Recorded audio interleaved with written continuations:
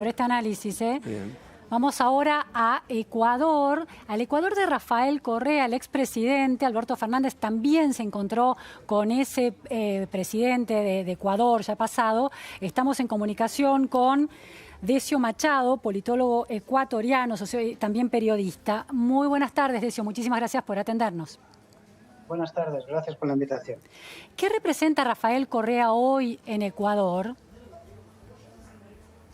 Bueno, Rafael Correa gobernó el Ecuador durante la última década, es decir, hace 2 años y medio que tenemos un nuevo gobierno regido por quien inicialmente aparecía como un delfinazgo, pero que ha marcado diferencias con respecto al régimen anterior durante estos 2 años y medio. Y hoy me atrevo a decir que Rafael Correa es el principal líder desde la distancia de la oposición al actual gobierno del Ecuador. Es decir, quien pretendía ser su pupilo o quien aparecía como la continuidad del régimen se distanció del régimen, y hoy el régimen anterior, el presidente Correa y sus allegados, es decir, se manifiestan como la principal oposición al régimen actual, al gobierno actual del Ecuador. ¿Cómo termina el legado de Rafael Correa en Ecuador en términos de conquistas sociales? Porque se planteó como un gobierno perteneciente a esa llamada patria grande progresista. ¿Cómo fue efectivamente en términos de indicadores de pobreza, equidad, por ejemplo? Yo creo que hay 2 etapas que caracterizan el régimen anterior, el régimen del presidente Correa. Concretamente hay una primera etapa que es la que, digamos, se mantiene desde su llegada al poder hasta mientras se mantuvo altos los precios de los commodities. Es decir, esto que se la era dorada o el boom de los commodities en América Latina. Durante ese periodo, es decir, en base a transferencias, digamos, a los sectores históricamente olvidados, es decir, los excedentes del Estado, en base fundamentalmente al petróleo, es decir, se consiguió, digamos, unos indicadores unos indicadores sociales positivos. Digamos, se redujo la pobreza, se redujo la inequidad social, pero eso se mantuvo durante el periodo en el cual duró el boom de los commodities. Digamos que desde el 2014 en adelante hay una segunda etapa del gobierno de Correa, ya sin esos precios de petróleo tan altos como los que había durante la primera etapa, en el cual los indicadores no solamente se congelaron, sino que empezaron a deteriorarse. Y cabe decir que el régimen de Correa terminó incrementando la deuda de los ecuatorianos 7 veces más de la que existía inicialmente a la llegada de Correa al poder. Quiero decir con esto de que es un gobierno con claros y oscuros, digamos. En términos de calidad institucional, respeto a la división de poderes y a la pluralidad de voces en Ecuador, ¿cómo fue ese gobierno? Bueno, eso quizás sea el gran déficit del gobierno de Correa. El gobierno del presidente Correa es un gobierno que, digamos, paulatinamente se fue tomando tintes cada vez más autoritarios, y evidentemente el gran cuestionamiento que se le hace desde la perspectiva democrática es un gran déficit en este sentido. Digamos que de alguna forma el poder ejecutivo predominó por encima de los demás poderes, el legislativo, el judicial, etcétera. Es decir, que de alguna forma rompió las estructuras que Montesquieu nos planteó como independencia de poderes muchos años atrás. Rafael Correa está atravesando procesos judiciales. En algunos de ellos se determinó su prisión preventiva. Bueno, estaba viviendo en Europa cuando sucedió eso. ¿La corrupción también fue un problema de la gestión de Correa? La corrupción es un problema histórico en el Ecuador. Digamos que lo que pasó en la época del correísmo es que de alguna forma esa corrupción parece ser que se sofisticó. Es decir, lo que de alguna forma se analizan en la naturaleza de los expedientes judiciales que hoy están abiertos en Contraloría, en Fiscalía, etcétera, es que de alguna forma se sofisticó el aparato de corrupción institucional. Pero debo decir que la corrupción institucional ha acompañado la historia del Ecuador y creo que la historia de América Latina desde hace muchos años. Sí, sin duda. Decio, el tema también que divide aguas en Venezuela entre los distintos gobiernos, expresidentes y presidentes actuales, es Venezuela.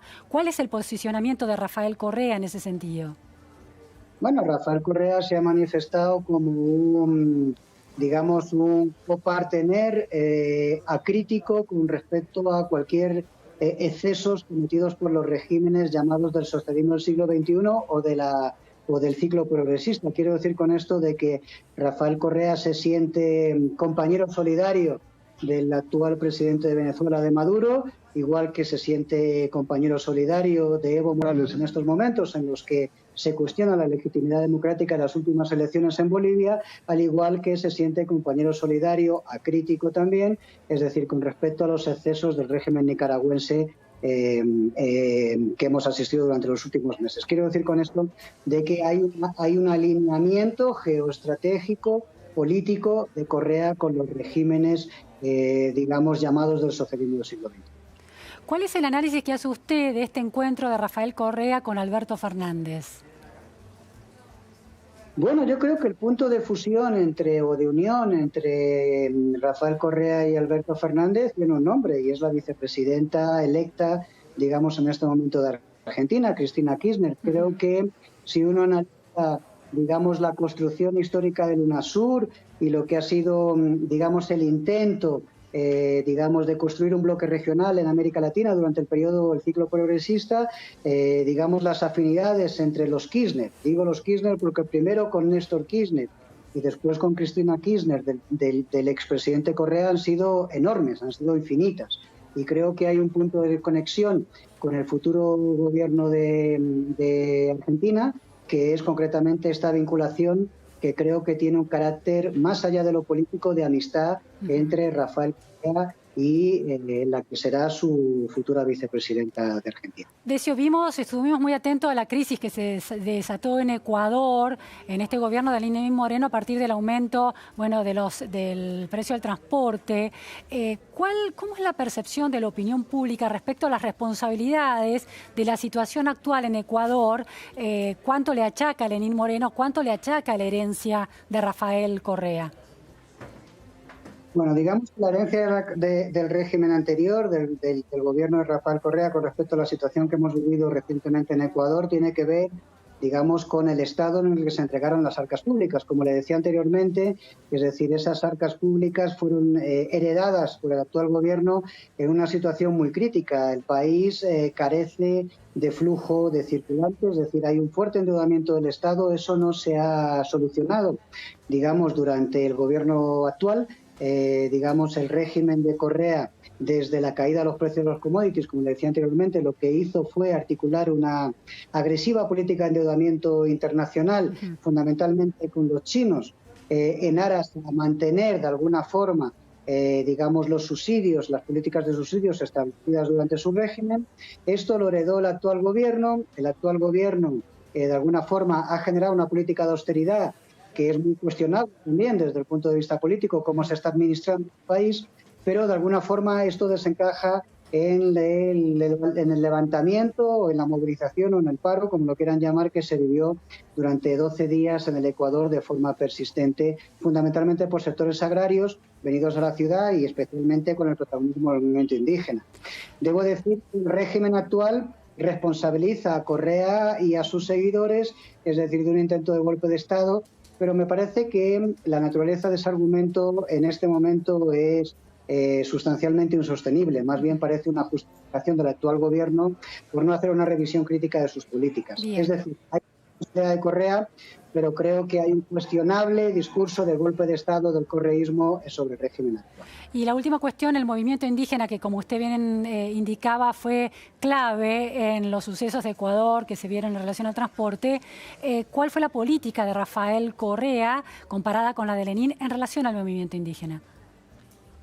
Bueno, yo creo que la política del presidente Lenín Moreno, el actual presidente del Ecuador, con respecto al movimiento indígena, ha sido de diálogo hasta el momento del alzamiento. Debo decir que este régimen, la respuesta represiva del régimen con respecto al alzamiento popular que se vivió en el Ecuador ha dejado 11 muertos y en este sentido cabe decir de que si hay algún elemento de paralelismo entre el tipo de política que realizó Correa y realiza en la actualidad el presidente Moreno, es precisamente tener esa capacidad de represión por parte del Estado sobre el movimiento indígena. Rafael Correa ya representó un movimiento indígena.